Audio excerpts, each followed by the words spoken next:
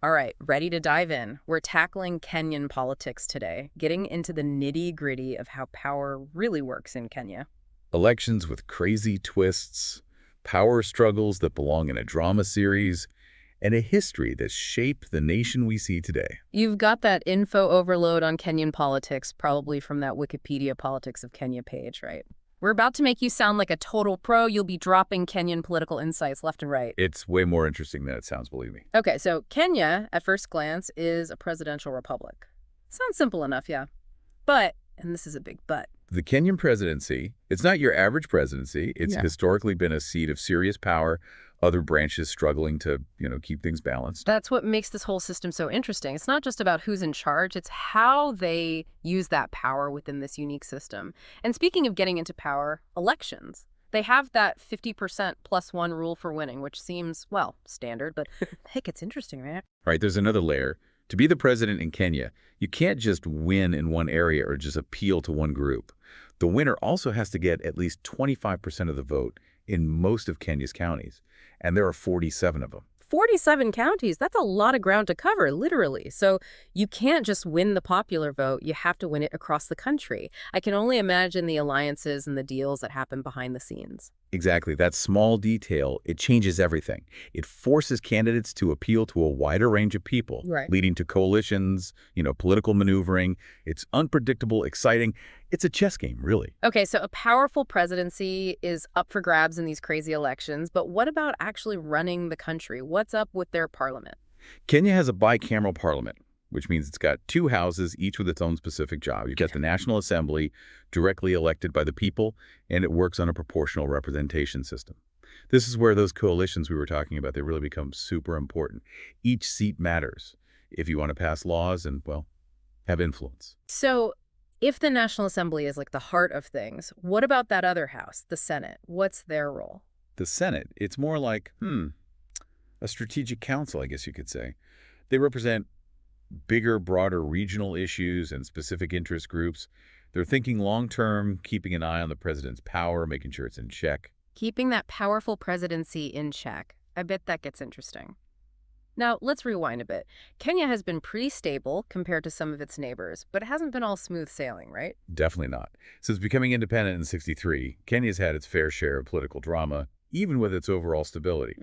And this is especially true in the lead-up to the 2002 election. 2002, that's when Kibaki, who'd been a big opposition leader, was elected. There was a sense of hope then, a promise of real change, wasn't there? There was. Kibaki, he campaigned on reform, economic growth, tackling corruption, all the things people wanted. There was real optimism. So what happened? What made 2002 such a turning point? Well, that's where we start to see the seeds of later tensions. Kibaki's promises of constitutional reform, they stalled. And then a bunch of corruption scandals, they rocked his administration.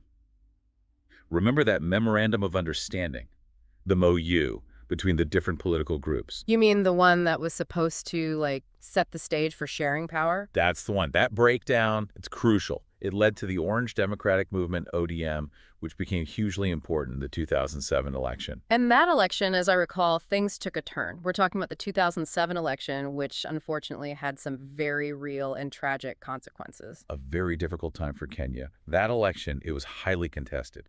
Even international observers had serious doubts about whether it was legitimate. And the aftermath, it was devastating. This wasn't just a political disagreement. This was large-scale violence. Those high stakes we talked about, they spilled into the streets. It had real consequences. Tragic consequences. Nearly 1,000 people died. Almost 600,000 people were displaced from their homes. It was a harsh reminder of how fragile peace is and how much is at stake in these power struggles. It really highlights that politics isn't just some abstract game. It's about people's lives, their safety, their future. So after a crisis like that, how did Kenya even start to recover? It took time. It took international pressure, diplomacy, a lot of it. Eventually, they reached a power-sharing agreement. Kibaki, state president, and Raila Odinga, his biggest rival and a key figure in that ODM we talked about, he became prime minister. This power-sharing agreement, did it actually change anything for good? It did pave the way for a big development, the 2010 Constitution. This 2010 Constitution, was it seen as like a fresh start, a way to fix the problems that led to 2007? It was definitely presented as a new beginning, Yeah. a chance to create a system that was more stable, more fair, And they brought in a bunch of reforms, including this thing called devolution. Devolution, not sure I'm familiar with that. What does that even mean in Kenya? Basically, it meant taking power away from the central government, which had always been really strong, and giving more to local counties. It was a huge change. The idea was to give those regions more control over their own affairs. That's a huge undertaking, trying to change how power works when it's been the same way for so long.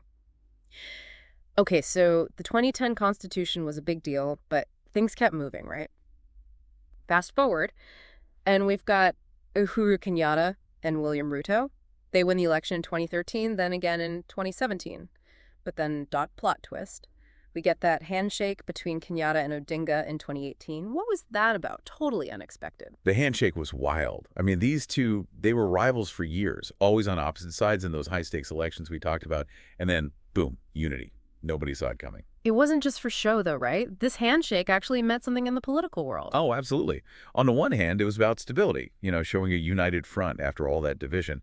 But remember, Kenyatta was coming to the end of his time as president, and Odinga, well, he still had a lot of political sway. So it was strategic. Both leaders looking to, I don't know, cement their legacies, maybe influence what comes next. Exactly. Kenyatta gets to leave on a good note, and Odinga, he gets more of a voice. But like everything in Kenyan politics, it's not that straightforward. The handshake, it also caused its own set of problems. New tensions, alliances shifting, rivalries forming. Things we're still seeing play out today. Speaking of these complicated dynamics, there's something we need to talk about, something that's always there but rarely discussed so openly, and that's ethnic politics. It's tricky, but you can't understand how power works in Kenya without it. You're right, it's sensitive, for sure. It's rooted in these old divisions that got even worse during the colonial period, and unfortunately those divisions still cast a long shadow today. So when we talk about political groups, who supports who, these power struggles, it's not just about different ideas or policies, it's about these deeper connections based on ethnicity. Exactly. Ethnicity. It can influence everything, how people vote, who forms alliances with who ends up in positions of power. It adds another layer of complexity to every election, every debate, every power struggle. And I imagine it makes it even harder to create a Kenya that's truly united and where everyone has an equal chance. It's a huge challenge, for sure. Addressing those historical divisions, making sure everyone's included, ensuring everyone's represented fairly, that's something that requires a lot of thought and a lot of care. And we can't forget about another really important factor, land. We saw how explosive that issue could be in 2007, 2008. It's still a major source of tension, isn't it? Totally. Land ownership in Kenya, it's not just about money or resources. It's tied to people's identities, their history, and those ethnic tensions we were talking about. So it's another one of those really complicated issues where historical injustices, who has power, economic inequality, they all come together. Yeah. To have real peace and stability, they need to figure out fair solutions to these land disputes, address the wrongs of the past, and make sure everyone has a fair chance to access this resource, because it's crucial. This has been really eye-opening, but I have a feeling we're just scratching the surface. For those listening who want to go deeper, where should they focus? What are the absolute must-remember takeaways from our deep dive so far? Great question. If you really want to get Kenyan politics, you have to remember how much power the president has. Always. It's the driving force behind everything political in the country. Got it. The presidency is key. What else is essential for understanding this whole thing? Don't underestimate how important ethnicity is. Yeah. It's always there, influencing alliances, shaping what people think, and sadly, sometimes even causing division. A sensitive issue, but a crucial one. What's the third takeaway to keep in mind? Remember how important land is. It's not just about the land itself. It's about identity, history, and power. Land disputes have been at the heart of so many of Kenya's problems. Finding fair solutions to those disputes is key for a more stable future. 3 big takeaways to help navigate the maze of Kenyan politics. Anything else you'd add? Something to help people see the bigger picture beyond just the headlines. I'd say look into those turning points, those crucial moments in Kenyan history that made it what it is today. Things like what happened around the 2007 election, the 2010 Constitution being created, even the handshake in 2018. All of that has shaped where they are now. Those are the moments where you see the cracks, where power shifts and new possibilities, maybe even hope, emerge. Exactly. Understanding those moments, you'll get a much better grasp on what's happening in Kenyan politics today. And speaking of the future, there's one more thing to consider. Go on. What's that? Young people. Kenya, like a lot of countries, has a young population, and they're becoming more and more vocal. more involved in politics. Ah, yes, the younger generation making their voices heard. You mentioned that earlier. What role do you see them playing in shaping Kenya's political future? It's a fascinating question. Kenyan youth are, generally speaking, more connected, they've got more education, and you could argue they're more disillusioned with how things are than older generations. They understand tech, they're politically aware, and they're speaking up about things like corruption, inequality, climate change. They've got the numbers, the energy, and the ideas to really change Kenyan politics. Sounds like they could be a force for real change. They absolutely could be. The big question is, can they turn that potential into real political action? Hmm. Can they change the power dynamics that have been around for so long? We'll have to see. It's really interesting to think about, young people changing everything. We've talked about so much, from how the political system works to those big historical moments that have shaped Kenya. But like you said, it's not over yet, is it? Not even close. Kenyan politics, it's always changing, always complex. There's always something new to learn, something else to uncover. Uncover, that's the perfect word. You've given our listeners a lot to think about today. Those key takeaways, right? The power of the presidency, ethnicity, landfall. Those are so important for understanding not just the past, but also maybe what's coming next for Kenya. Totally agree. And you can't forget those factors, they don't exist in isolation. If you really want to get Kenyan politics or any political system, really, you got to look at how everything interacts. It's like, how does a powerful president, how do they deal with those deep-seated ethnic tensions? What about land issues tied to all those past injustices? How do they play into it all?